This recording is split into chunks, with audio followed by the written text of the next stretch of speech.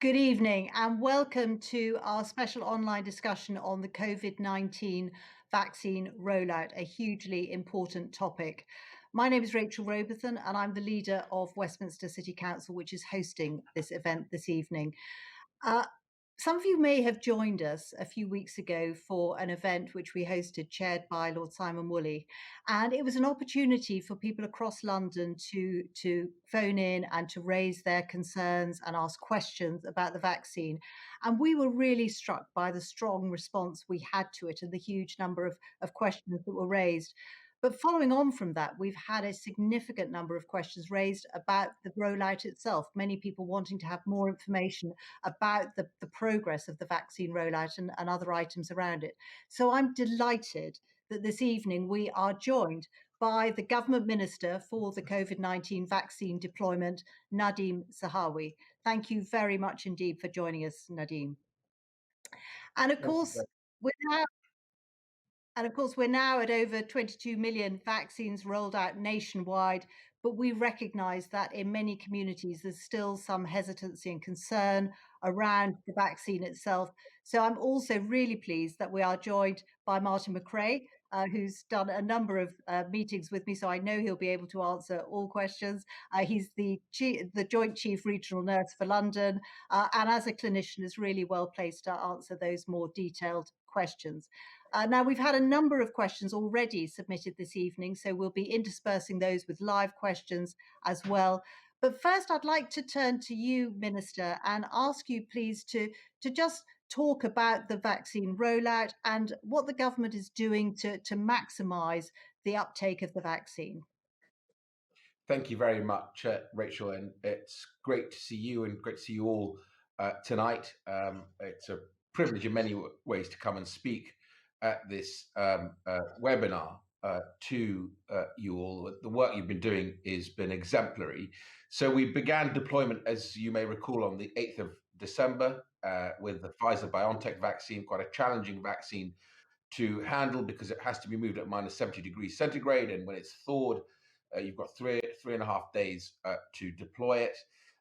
We began in hospital hubs for 24, 48 hours to make sure all the protocols are followed. Then, obviously, into primary care networks. This is 5 or 6 GP practices coming together with about a population of 30 to 50,000 who would then begin vaccination.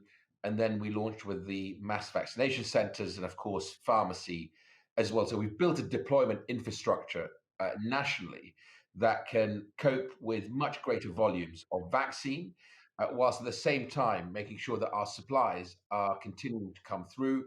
In any manufacturing process, and I'm a chemical engineer by background, there are always challenges, not least with a novel new manufacturing process for these two new vaccines, but that begins to stabilize, and then you sort of loop back and improve your processes so that you increase your yields of the vaccine. That's all happening as we speak. We will see an uplift in the vaccination volumes by the end of this week and then in the weeks to come, because we've secured more vaccine volumes, both of AstraZeneca and, of course, Pfizer and other vaccines that will come online, like Moderna and Novavax, later on in the year. I'm confident that we will continue to vaccinate at pace, and we will meet our targets of offering the vaccine to the top 9 cohorts of the Joint Committee for Vaccination and Immunization. That is everybody over the age of 50. Cumulatively, that's 32 million people that will be offered the first dose. And of course, then we've got to make sure we carry on with the second dose. So if you've had an Oxford vaccine in January, you'll be due your Oxford vaccine now in March. And if you've had the Pfizer vaccine, you'll be due that too. So that carries on, as well as the first dose being offered to, as I say, cohorts 7, 8, 9, and 10. Once we get to there, and of course then 11 and 12, so that we vaccinate the whole nation by the end of July, or offer the vaccine to the whole of the adult population, I should say, by the end of July. We launched an uptake strategy on the 13th of February, which looked at how we can improve uptake amongst communities that we want to make sure are protected as early as possible, much of that is reliant on our relationship and our working with local government, and Westminster is a perfect example of that, of sharing data between NHS England and local government at granular level so that we can work together to reach those groups, because local government is really good at communicating with their communities, their people, and that's working incredibly well. I see it in pop-up sites, in mosques and in temples and gurdwaras, and in homeless shelters all over, not just London, but the rest of the country as well. So this is a mammoth effort of two great institutions, the NHS, of course, local government, I should say three great institutions, and of course our armed forces who are embedded in the deployment program, and the army of volunteers, 80,000 volunteer vaccinators, 200,000 people volunteering to help marshal, especially when we were doing the most vulnerable cohorts, the top four, with the over 80s and over 75s and over 70s, and those who are clinically extremely vulnerable. And so it really has been the Dunkirk spirit of people coming together, working together to vaccinate the nation's largest vaccination program in the history of the NHS and the history of the United Kingdom. Now, part of our work with local government is, of course, to choose sites to work together, because local government is so good at doing that sort of operational work on the ground, but also to find those champions, those people in communities that will really make the difference by taking the message, the positive message of vaccines, that they protect you personally, they protect your family, and they protect your community. We've put £23 million to work in 60 local authorities to essentially give the resources to those community champions to make sure that that message is delivered in 13 different languages, from Arabic to Farsi to Kurdish to Polish to Turkish, across our many and diverse communities, not least in Westminster, of course.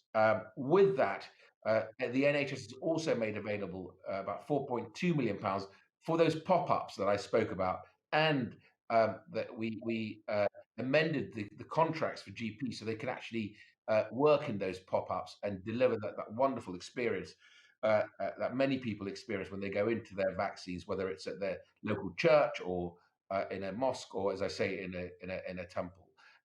We're going to play you a short video now, just so that you see some of that community champions work, for yourselves, and I hope you will enjoy it, and I hope it will also spark in you a sort of thought or an idea of how you can get that message out to anyone who's eligible to be vaccinated. So when they are offered the vaccine, they do take up that offer, because it protects them, and as I say, protects their family and their community. Thank you for listening to me. And now we're just going to play a short video, and then obviously we will do the Q&A.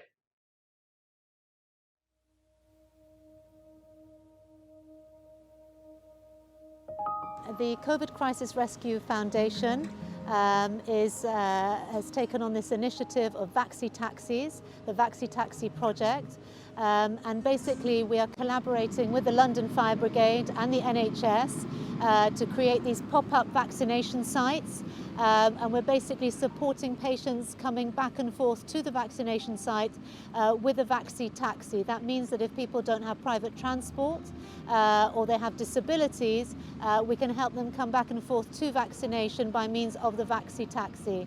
I think it's of critical importance, particularly the ultra-Orthodox community. There are a lot of myths which we need to bust, because there's a sense of things are not quite right with the vaccines.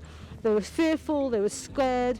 So I think it was absolutely critical that we got the vaccine sorted out locally for the local community with organisations and people they could trust. How are you feeling about this so far? I'm feeling really positive and excited as well, because believe it or not, I think we're all contributing towards a safer environment. Whether I have COVID-19 or not, I could be a symptomatic carrier. And equally, whether I have it, I'm equally responsible if I feel I don't have it, but I may be carrying it. So I think there's a duty upon us in such a condition to be able to do as much as possible. Hi there, my name is Uma and I'm a Church Street Community Champion. Me, alongside other volunteers, have come together to try and raise awareness about the coronavirus and, most importantly, the COVID-19 vaccine. We have shared our experiences through many short clips and videos. We have also done many workshops and events where we have brought professional health care workers to deliver Q&A sessions tailoring for the BAME communities in order for the people to ask any questions or any doubts or any concerns they had towards the COVID-19 vaccine. We're collaborating with faith groups and faith leaders and community leaders, and we're backing all this up with sessions where we're explaining a bit more about the vaccination to demystify it. So today, for example, one of my colleagues, another GP, has been into Mass at a local church to talk about vaccinations. 2 weeks ago, we had like a Zoom session with faith leaders in Holland Park, so from a synagogue, a gurdwara, a mosque, and a church, and members of those communities all asking questions about the vaccine so that we can try and help people understand and get their questions answered.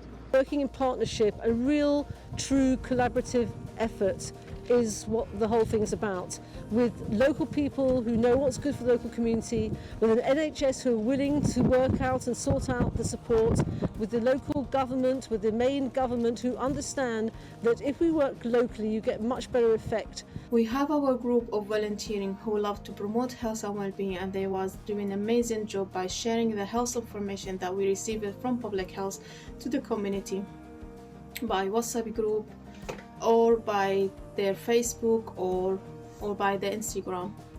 And also we run different workshops in different language and to have the place for the people to come and ask their question and any concern they have. It's really been exciting to be here today because you can see a real community spirit, community partnership. You've had people from the local community volunteer, local churches, local mosques, GPs, students, medical students come down and help out. It's really been seen. We've had food donated here, and so people are trying to remove the barriers, and having it in a community setting, in a residential setting, I think makes it really much more accessible for people. I think that as a nation and all of us as a global community, we've been through a very, very difficult and testing time. And I think we've seen the best in some people. Many people have stepped up, stepped forward to do good. And I think that's the message that we need to carry forward from this pandemic, that there's a lot of good that individuals can do. And that needs to be our goal, ultimately, to be helping each other to try and do good and to make the best of a situation that's been extremely challenging and difficult. And we just need to try and understand each other and help where we can.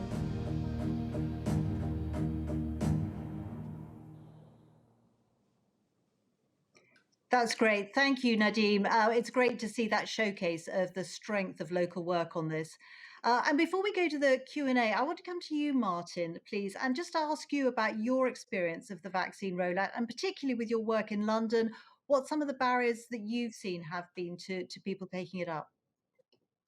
Thank you, Rachel, and thank you everyone for attending. I want to hear the questions more than to hear me speak, so I will be short. You introduced me as the chief nurse for London, and at heart I'm a nurse. 35 years ago I trained as a nurse, and the definition of being a nurse is to do for the patient what they would otherwise do for themselves if they were well. And now I'm the chief nurse in London. I've got to do that for 9.5 million people. And for too long in the last year, I've seen the suffering and the grief that this awful virus has caused on Londoners, on communities, and on families in the city. Over 15,000 Londoners have died in our hospitals because of this virus. And I want to stop that. At the heart of things, that's what I want to do. And there's two ways we're going to do that, and we've got to do both together. So though it'll sound a well-worn phrase now, it's really important we all do our bit in hands, face, space, and ventilate. Because those social distancing and the rules we're having to live by are driving the infection away and driving it down. And Londoners have been brilliant at doing that. But the other part of getting rid of this awful virus is the vaccination programme. And we've now vaccinated in London 2.5 million people. That's over a third of all adults, and we are working our socks off to do more and more as we go. Everyone is working. You've just heard those great clips of everyone's contribution to making this vaccine rollout programme a success. We're vaccinating everyone who's over 55 now, everyone who has a significant health condition that makes them clinically vulnerable, and all of our care and health staff, including now unpaid carers, which is brilliant. But we need all of those people to come forward when they're called to get that vaccine, to make safe, their families safe and their communities safe. And there's three things, Rachel, that you asked, what gets in the way of uptake? And there's three basic things we need to work out. One is for the likes of me, the NHS and our partners in local government and in the voluntary sector and in government, which is around making sure the vaccine is available at the places people want to get to. And in the 3 months that we've been running this programme, only since the 8th of December, as the Minister reminded me, we've learned that actually we need to be far more flexible in the way that we offer the vaccine and where we offer it. And we're doubling the amount of pharmacists that are going to be delivering the vaccine in the next few weeks. We've got far more pop-up and roving clinics, as you've seen, and we need to work harder and harder at that. The second reason that affects the way people think about the vaccine is the narrative in our communities in which we live. And every one of us who wants to see London and the country come back and thrive again post-virus is to start positive conversations about the vaccine and to make an environment in which the vaccine is seen as a force for good, which it is. And the third thing, which we'll come on to more this evening in the questions and answers, and then I'll stop, is around how people think and feel about the vaccine as individuals. So the facts, what governs the head, but also what people feel about it. And there's a lot of information out there, some of it factual, some of it not. But my job and others is to make sure that when people want to have that conversation about having the vaccine, that they get the facts presented to them in a non-judgmental way, and that they can make an informed decision to take that vaccine, because that will make them safe and stop me seeing the death and illness that we've seen over the last year in this city. So I'll stop there, Rachel. Happy, of course, looking forward to taking questions. Thank you, Martin. That's a brilliant summary and a really good place to open up to Q&As, your point about people being able to get all the information they need in a non-judgmental way.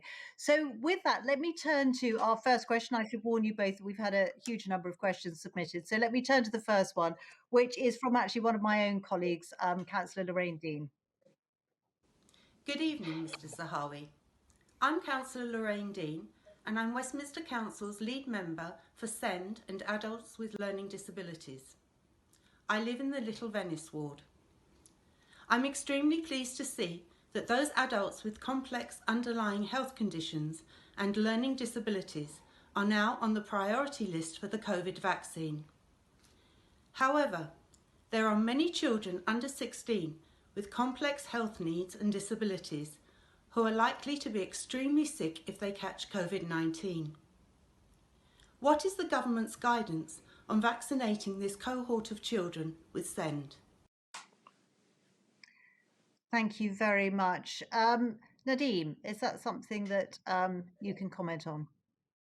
Yes, I can. I think it's really important that we focus on that, large cohort, of course, of those with underlying health conditions, and of course, adults with learning disabilities. So, in terms of children, obviously, almost all children with COVID-19 have no symptoms or mild disease, and the vaccines have not yet been tested in younger children. The manufacturers are all looking at whether it's adolescents or younger children, but none of the vaccines have yet been licensed. The Joint Committee on Vaccination and Immunization advises that only children at very high risk of catching the virus and serious illness, such as older children with severe neurodisabilities in residential care, should be offered the vaccine at this stage. For those children who are at risk, the JCVI, the Joint Committee on Vaccination and Immunization, advice is that this should be a really carefully discussed individual decision between parents, guardians, and their GP. However, we do not yet have clinical trial data, as I said earlier, to support vaccinating children in large numbers. But the scientific community, the teams who've developed the vaccines, are looking at trials with children. And if they are then approved, of course, we will absolutely then deploy those vaccines as we see necessary. Thank you, Nadhim. Martin, I noticed you were nodding. Did you want to add anything to that? So just the clinical experience in London supports what the JCVI and the ministers just said.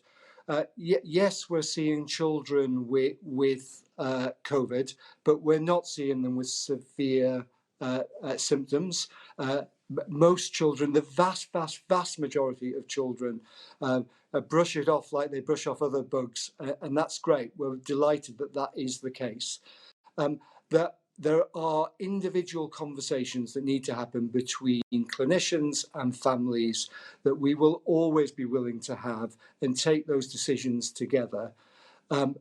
We are blessed in this city with some of the greatest healthcare institutions for children, and I get to speak with lead clinicians from across the city who are all saying the trials we're doing are the most important thing to focus on, because if we can get the evidence that we have with adults, then we'll be able to say that it's safe for children and that's the way forward.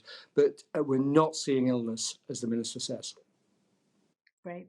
Thank you. Now, next question. I think this one's going to be one for you, actually, Nadhim.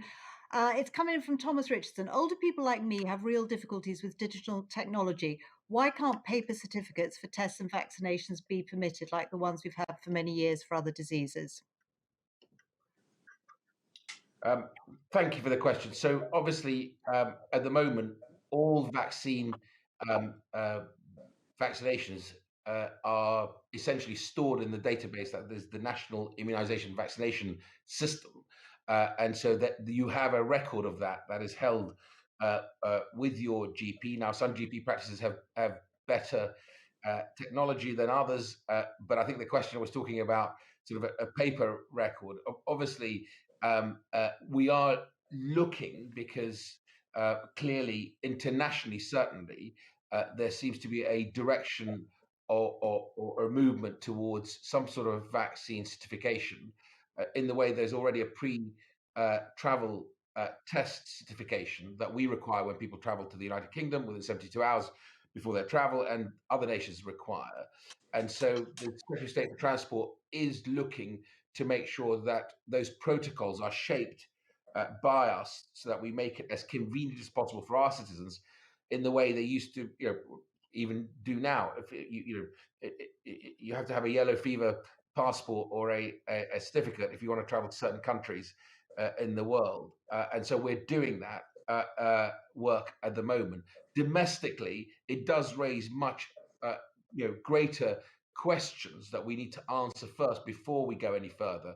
And that's why the Prime Minister, when he announced the roadmap on the 22nd of February, he also announced a review that is being undertaken by the Chancellor for the Duchy of Lancaster, Michael Gove, into vaccine and test certification. And that will report before the 21st of June, which is the sort of step 4 in the roadmap to reopening the economy. Thank you very much. I think it's an important question which is going to come up, I suspect, a number of times as people are looking forward to travelling, etc. Next, we have another pre-submitted question from one of our health champions here in Westminster, Stefano. Hi, my name is Stefano and I live in Maida Vale, Westminster. My question for the panel is, will there be an annual COVID jab or a booster jab? Thank you. Great. I think, Martin, this is probably one for you, please. Yeah. So we haven't got the evidence yet that we'll need it. All of our planning, of course, is we have to think about that. That's an option. So we are planning already that if the evidence comes that we need to have a modified vaccine, a booster, as Stefano asked, that we'd be ready to deliver that. I've got to say my focus for the next 3 months is meeting that end of July target of making sure every adult in London gets offered that vaccine and has it. That has, the minister, though can't reach me, he'd be clipping me around the ear if I didn't say anything different. And rightly so. We've got to focus on the pressing need of now. But if we have to give a booster, we'll be ready to do that because we do that with flu and we're good at it. But we're only planning for it now. We don't know it's going to happen. And do we? Can I ask Martin on that point? Do we know from the trials how long the vaccine is likely to be effective for? No, not in a simple way to answer straight like that. There's a growing body of evidence. Now, there's two parts to that question, really, Rachel, because this is really tried and tested technology. The vaccine process is one we are really used to. So we understand how this vaccine works and we understand how safe it is because we've used it in flu and things like that in its technology. But how it reacts to this new, remember it's called a novel coronavirus, we're still learning so much about it. It is only 14 months ago that I was going, where's Wuhan? And now we're trying to give definitive answers about how long this will last. And that's really difficult to do. But we're building that evidence all the time. Okay, thank you. Next question is coming from Louise. How confident are you that the vaccinations we're all having will protect us against new variants? Nadhim, Minister, can I come to you? Because obviously this will be something that I'm sure you're talking about with the government scientists. Absolutely.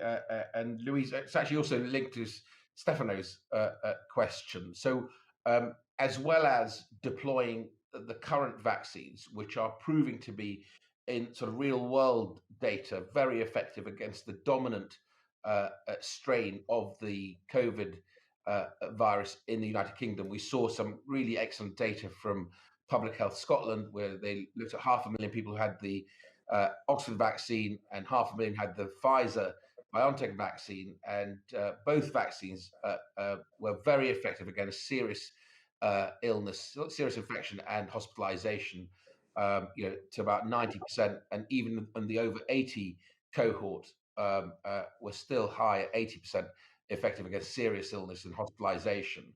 We're also seeing some good data around their impact on transmission. The Oxford team produced some data where it lowers transmission by 2/3, and we're looking at more data that will come through Public Health England and, of course, Public Health Scotland, Wales and Northern Ireland as well. So as well as deploying at scale and allowing Martin and his team to really deliver that offer of a vaccine to all adults by the end of July, we're also working on the future proofing of the vaccination program. Now, what does that mean? If you remember when the Prime Minister launched the roadmap on the 22nd of February, he talked about obviously the 4 weeks plus one, where we have to wait to see how the virus is behaving as we begin to socially interact more, whether it's this week when schools reopen, or as we go on to the end of the month when we can actually have two families seeing each other outside, or obviously mid-April and then mid-May and then 21st of June. There were 4 tests. One is that the vaccination program continues at pace. Big tick, we're doing that. 2, that vaccine efficacy and effectiveness continues. Again, we're seeing some good data on that. 3, and really importantly, and this is the point that Patrick Vallance has been making over the weekend as well, is that infection rates have to be low, and we have to make sure that we keep them as low as possible, because the virus will try and survive, and therefore will try to infect people who aren't protected to also help it mutate, which is the 4th test then, which is variants, which is to the question.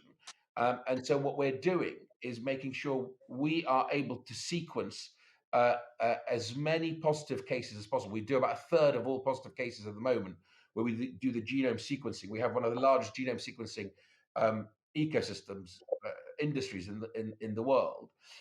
And so we're working both with the current manufacturers to say, what are you doing about a variant vaccine that would deal with any mutation that may, in the future escape the effectiveness of the current vaccines. And so we're looking at that. The second thing we've done is a partnership with, and this is really important, messenger RNA, which is what the BioNTech Pfizer vaccine is based on, and Moderna, is proving itself to be incredibly effective at producing vaccines at speed. The Prime Minister again talked about this when he launched the plan, the roadmap, about a 100-day turnaround. So we're working with a company called CureVac. They're interested in our library, our ability to genome sequence all the variants, and they will be ready to produce a variant mRNA vaccine in the UK and manufacture it in the UK if we need it, as Martin said, for either an autumn booster or beyond that. And then the third element of the strategy is we have a vaccine being produced in Scotland by a French company called Valneva, which is a whole inactivated virus. So the current vaccines work on the spikes. The Valneva works on the whole inactivated virus, and we think that could be a candidate for our future annual vaccination program against COVID once it moves from being a pandemic to being endemic, and we're dealt with in the same way we deal with the flu vaccinations annually. Thank you. Moving on, we have another question from a Westminster resident, Sarit. I'm Sarit and I live in Westminster. My question to the Honourable Minister is, if I was offered the AstraZeneca vaccine, what assurance can you give me that it is totally safe? Why I'm asking you this question is you've got highly developed countries such as Germany and France who have actually banned this jab. And this obviously makes me very anxious to take it, but even more so to offer it to my elderly father, as he is in the category that they say are most at risk with this particular vaccine. This is a very interesting question, which obviously goes to the heart of the different approvals process between the UK, which obviously worked very fast, versus other countries. But Nadhim, what would you say to that resident? And particularly, I suppose that confidence has been undermined following some of the comments from France and Germany. Absolutely. So, Sarah, thank you for your question. And it's a great question. It's important that we spend a little bit of time just going through that, and so that we lay out the facts. First of all, the European regulator, which is the European Medicines Agency, the EMA, has approved the AstraZeneca vaccine for all age groups. What then happened is particular countries then chose to only approve it, so they never banned it. It's really important that I cover that in this answer. It was never banned. It was approved only for people under the age of 65. Now that they've seen real world data from, for example, the Public Health Scotland data that I've just mentioned on the AstraZeneca Oxford vaccine, they've decided to change that and open up the ability to use the Oxford AstraZeneca vaccine for all adults in those countries, and more countries are doing that. It is an incredibly effective vaccine. It is absolutely safe because our own regulator, one of the best in the world, the MHRA, including the Joint Committee for Vaccination and Immunisation, and our 4 chief medical officers for England, Scotland, Wales, and Northern Ireland, have absolutely looked at all the data. The regulator has to approve it. There are no corners to be cut or shortcuts to be made. What they did essentially is normal vaccine development would be you do phase 1 trials, and then you raise some more money or invest more money, and then do phase 2 trials, and then raise more money, invest more, and then you do phase 3 trials. Because of the pandemic and money not being an issue, in the sense that all government, not just the British government, the American government, the European governments, have pumped money into the development of vaccines, they were able to parallel the clinical trials and therefore shorten that period of time, not by doing anything any differently, just having more resource to be able to do those trials in parallel rather than consequentially. The MHRA, if you remember, Sarit, both for the Pfizer BioNTech and on the early December, and then for the Oxford AstraZeneca in early January, held a press conference and went through all those things that they did to ensure that the vaccine is looked at properly. Now, the MHRA, our regulator, is independent of government. So they look at this without any influence from politicians or anybody else before they approve any medicines in the United Kingdom. And even now, as we've vaccinated 22.8 million people, they run the system called, and Martin can speak to this better than I can, the yellow card system, where they monitor every single adverse reaction, if there is one, to these vaccines, and publish that data, more importantly, so that you can actually look at it as well and read their reports on these things. So it's very safe for you, it's very safe for your father, because our regulator, which I think is one of the best in the world, has looked at this very thoroughly and has decided that this vaccine can be licensed in the United Kingdom for use. That's really helpful, actually, to go into that in more detail, because I can tell you that there were a number of questions raised on this similar point. Martin, did you want to add anything to that? Or... So again, echoing that, but Sarit's question describes a question I hear often, but about safety. Is it safe for me to have it? Is it safe for my parent, in his case, his parents to have it?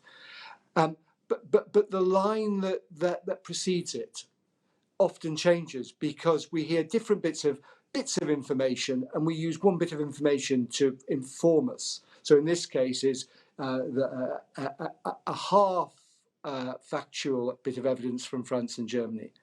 I was on a call with some French colleagues only yesterday who were both commending our regulatory approach, having worked in both France and in Britain.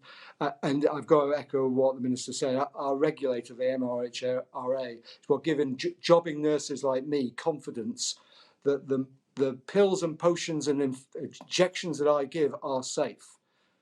And they are. They are so independent. They're not only independent of government, but they're independent of optimists like me, who would just go, yeah, we want it. So it's really important that we've got a really well-regulated system, and we've got to listen when we say, hand on heart, this is safe. And that yellow card system, 2.5 million injections in London. Yes, we've had sore arms. Yes, we've had a bit of, I felt under the weather. We've had a couple of people with reactions that you would expect if we'd had a fuller history from them, but we have had no serious illness and no serious reaction at all in 2.5 million injections in London to either the BioNTech or the AstraZeneca. So it is safe, and we need to keep saying that. Thank you. Let me move on to a question from Moskeen, which has come in. When will the community volunteers, clergy working on the front line, teachers and children be prioritised for vaccines? Nadhim, maybe I can come back to you. This is, I think there's quite a few questions coming in about prioritisation, so it might be helpful to talk about the priorities and how the government's deciding that. Absolutely. So the Joint Committee on Vaccination Immunisation look at all the evidence. So when they gave us the prioritization for this phase 1, which is the 1 to 9, and if you remember, number 1 was residents of care homes, elderly residents of care homes and those who look after them. Number 2 is the over 80s and health and social care staff. 3 is over 75s, and 4 was the over 70s and those who are clinically extremely vulnerable. And then we go down to 5 and 6, which is that big cohort of underlying health conditions that we've just been talking about, and then 7, 8, and 9, they looked at all the evidence, whether evidence around people who are through their work coming into much greater contact with other people and therefore at higher risk of infection, or BAME, and they fell very clearly on the side of the clearest evidence of risk of serious disease and hospitalization and death is linked to age, other than group 4 of the clinically extremely vulnerable, or 6, which is the underlying health conditions, 1664. So we followed exactly that advice from the JCVI. Now they've looked again at phase 2. So as we complete phase 1, what do we do next? We went and asked them the same question, and to look again at obviously people who could be on the front line that may be at high risk. And the JCVI advice in the interim report has, even for the under 50s, has come back that age remains the single biggest factor determining mortality and hospitalization. And is therefore, I think, right to accept their advice to continue to prioritize by age, as this will protect the most people and have the biggest impact on reducing the pressures, obviously, on the NHS. They are also really clear that giving priority to certain professions would not be as effective or as fast in reducing deaths and hospitalization as protection of those at higher risk of serious disease. So they're very clear that for speed, we should just carry on so that category 10 becomes the 40 to 49, and then the 30 to 39, and then the 18 to 29. And so they're slightly wider, i.e. in 10-year bands, instead of the 5-year bands that we've had. But we are absolutely going to follow that, because they've looked at this and they think to sort of keep going at pace is the best way we protect the maximum number of people and those who would be most vulnerable to serious infection and hospitalization, and sadly some to death. Yeah. Our next question comes in from Shaista, who is the chairman of the Westminster Bangladeshi Welfare Trust. And it's actually on the same point, but coming from a different angle. So it'd be quite interesting to hear this slightly different angle. My name is Shaista Mia. I'm the founder chairman of the Westminster Bangladeshi Welfare Trust. I live in Pimlico, Westminster. I have a question to Minister. COVID-19 has disproportionately impacted those from deprived areas and those from Black, Asian, minority ethnicity background. Why have you therefore decided to roll out the vaccine by age rather than area of deprivation and ethnicity? Thank you. So that's actually, it's the same point about prioritization, but about on deprivation. So there's a little bit there that I'd like to speak about on deprivation as well, in terms of prioritization. But Shaista, thank you for your question. I addressed the issue around the Joint Committee and their prioritization by clinical risk. They looked at, obviously, those from ethnic minority backgrounds who, you are quite right, have been disproportionately impacted by the COVID virus. But they again came back to the evidence that actually age was the greatest determinant of risk, clinical risk, which is why we followed their advice. On deprivation, what NHS England did, and Martin can also, I hope, speak to this, is when we designed the deployment infrastructure, is the way I would describe it, i.e. you have the hospital hubs, primary care, which is the backbone of this deployment, which is the incredible work that GPs and pharmacy are doing together. Obviously, then you have community pharmacy and national vaccination centres as well. But when we were modelling it, the NHS looked at deprivation as part of, prioritising which sites to stand up first to start vaccinating.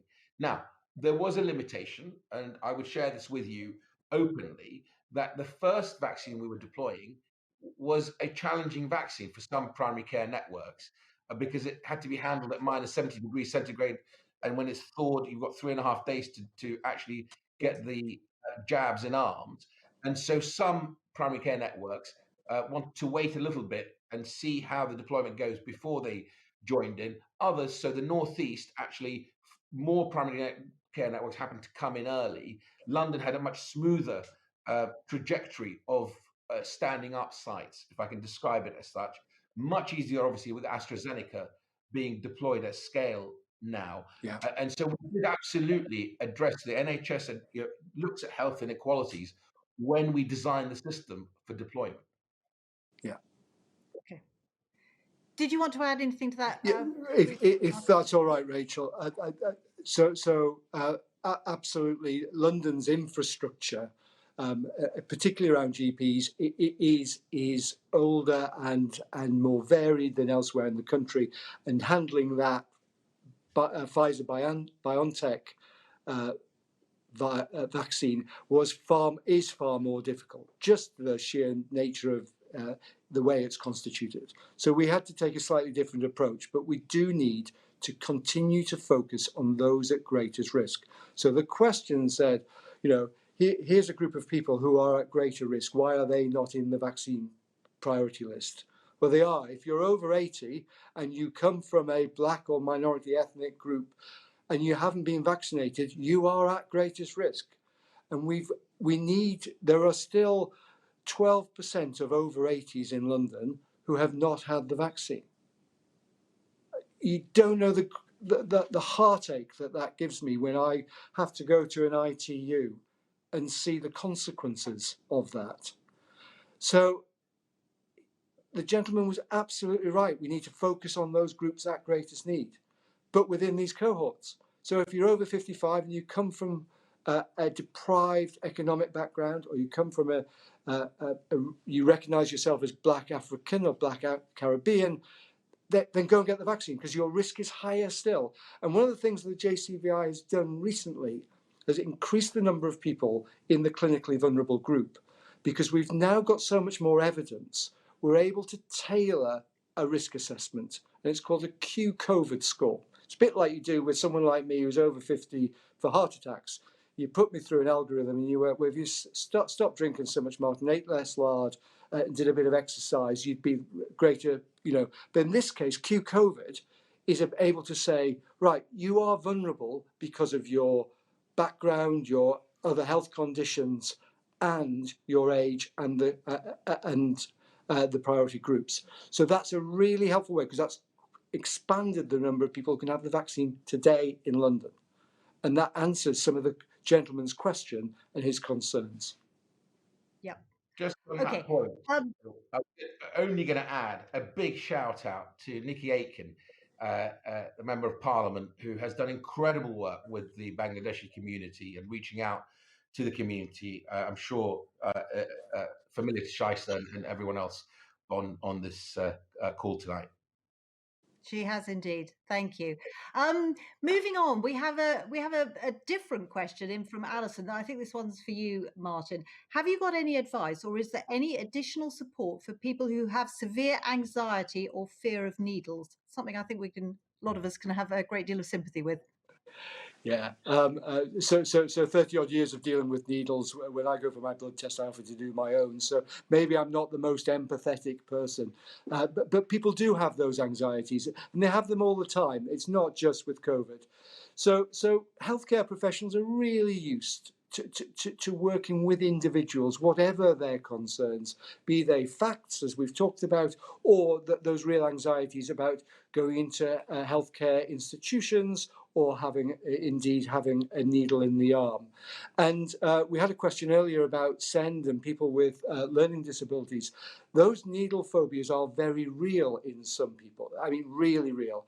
And that's a group where it's very common.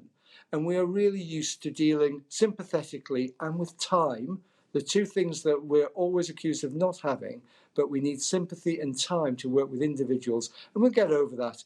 It is, as I promise you, a short scratch that does not hurt and will not give you anything other than a bit of a sore arm and maybe a bit of a sniffle for a day or two. So even if you go over the needle phobia, there's nothing to be frightened of afterwards as well. Thank you, Martin. That's a great answer. Next question is coming from Stuart. How will the extra volume of people having first and second vaccinations be managed? I think this comes back to your point earlier, Nadhim, about the fact that we're coming up to the second vaccines. And will the second jab be the same vaccine? Can I come to you, Nadhim, please? Yes, you can. And so, yes, it will be the same vaccine. So if you've had the Pfizer vaccine in January, you'll get your Pfizer vaccine now in March. And if you had the Oxford vaccine in January, you'll get your Oxford vaccine now in March. We have been reserving second doses now for a little while, and you're beginning to see those begin to rise over the last few days. And that will also accelerate. And it's why in my opening remarks, I was talking about the rate of vaccination will double over the next 10 weeks as we've had the previous 10 weeks, because we've, as well as offering first doses to the 1 to 9 cohorts in phase 1 by mid-April, we have to continue to do the second dosing to make sure, and the NHS does this brilliantly because they do excellent work for lots of vaccination programs, including, of course, flu. And it would be very much part and parcel of what the NHS does so brilliantly, which is call people in for their second dose of the vaccine as and when it becomes their turn to have that within a 12-week period of the dosing interval between first and second dose. So within that 12-week period, you will get your appointment to go in for your second dose. Thank you. Next question, another one about priority groupings, but it's a different angle. So it's from Donna. She asks, why were moderate asthmatics removed from group 6 when they're at increased risk of long COVID compared to the general population? Martin, do you want to take that one? Yeah, so we're still learning a lot about long COVID. So the assertion made by Donna, I understand. We don't yet know all the factors that will play into the longer effects that COVID might have. But we are doing an awful lot of work to make sure that there are services there for people when they need it, if they catch COVID and they then have longer term effects. And of course, we've now had 2 waves, significant waves in London of the virus. So we've got a year's worth of experience. Now, the rationale from the Joint Committee of Vaccines and Immunisations, I really have to bow to their expertise. There's no other country I know that has brought together this level of real expertise together to come to a considered opinion. So if the list has changed slightly for someone described as moderate asthmatic, I've got to respect that clinical and professional expertise. But that doesn't mean that people with other lung conditions aren't in that, and people with severe asthma are, and they should be vaccinated now. Many people with moderate asthma will be in those groups, currently over 55, but soon to be over 50, and we'll work through that. So we have to respect that expert opinion. Their data is published, so you can go and look at the rationale behind it. But I do have to say that the long COVID question is one we're still working through, and we're seeing already a lot of evidence build to help people through those difficult times. Okay, thank you. I'm going to ask a question now, which has actually I'm going to pull it together, reword it myself, but a number of people are asking on the same theme, which is basically that once they've had the second jab, what is the government advice for how they should then live? Apparently the United States is giving out specific advice for people, and then there was a part of that, will they be able to enjoy the full benefits of the relaxation of lockdown? So basically the question is around, people once they've had the second jab, what advice should be given to them? Martin, shall I? Nadhim. No, Martin. So let me give the clinical advice, and then we'll work out what the future might look like. So I see what they're saying in America. I was reading about it this week, as we all did, and I was on a call with the Israeli Health Ministry only 2 days ago, at which they're talking about the same things. Our advice is the vaccine is proven to protect you from illness, and it will reduce your chances of being seriously ill or death. Now, that's the full evidence we've got. There's a growing body of evidence that says it might be reducing transmission and protecting others, and that's great, and we'll build that evidence as we go. But until we've got that certain, I'll be on the cautious side, and my advice to any of my patients and my colleagues will give is you continue to follow the social distancing rules, hands, face, space, and ventilate. And you continue to follow the instructions as we work through the roadmap, and you really strictly adhere to that. Because the last thing we want to do is go backwards on this. So clinically today, my advice is don't change your behaviours just because you've had the vaccine. The evidence may be there shortly, and we'll be advised nationally when that happens. But hands, face, space, and ventilate, and follow those rules whilst they're there. Thank you, Martin. And Nadhim, actually, because obviously there was a really, I think, really positive reaction to the government's giving clarity and setting out the route to the roadmap to easing of lockdown, and we all can't wait for this to be over.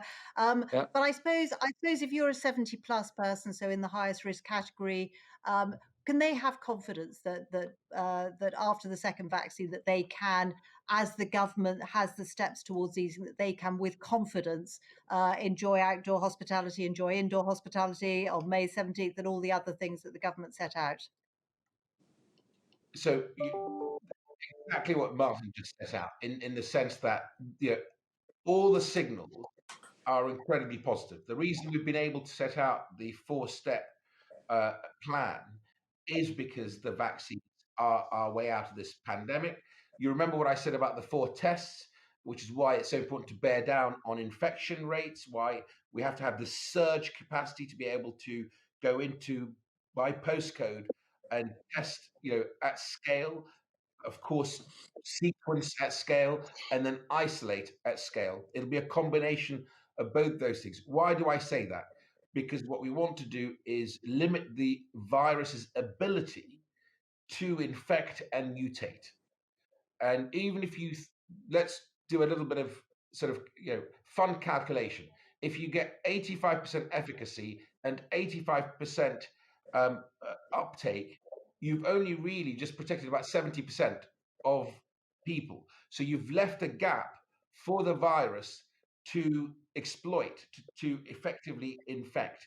And that is what we want to try and avoid, because what you don't want is to give it the ability to mutate and escape, or create another more infectious variant in the way we saw with the Kent variant, which has become so dominant and has been the cause of such pain and grief for so many families, including my own family. So the reason I say absolutely listen to Martin and the clinicians is let's let the handbrake down nice and gently, slowly, because now that as I'm going to repeat or plagiarize JVT, Jonathan Van Tam, we're 3-0 up.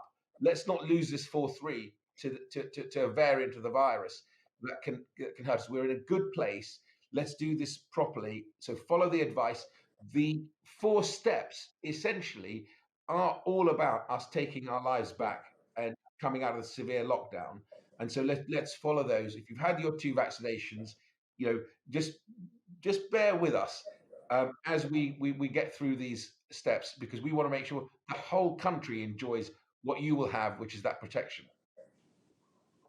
Thank you very much. Sadly, we have got other questions, but sadly we're out of time. And may I say, Minister, I think all of us, we are so delighted with the fact that we're up to almost 23 million people in this country vaccinated, which is a tremendous success. And I think all of us, all British people who are fortunate to be part of this programme are really delighted with that. I'm so grateful to you, Nadhim, for coming on this evening and answering questions from residents across London, and Martin, as always, for your time as well, and your much more detailed clinical insights. But to have you both with us, and particularly from the government, is really important. And can I just say, may I just say to all those who we weren't able to get to their questions, we will answer all of those questions. So we will get back to you and answer all of those questions and post them. But to Nadhim Zahawi, the Minister for the vaccine rollout, and Martin Machray, Chief Joint Nurse of London, thank you very much indeed. And thank you to everyone who has joined us and listened to this. Thank you. Thank you. Thank you.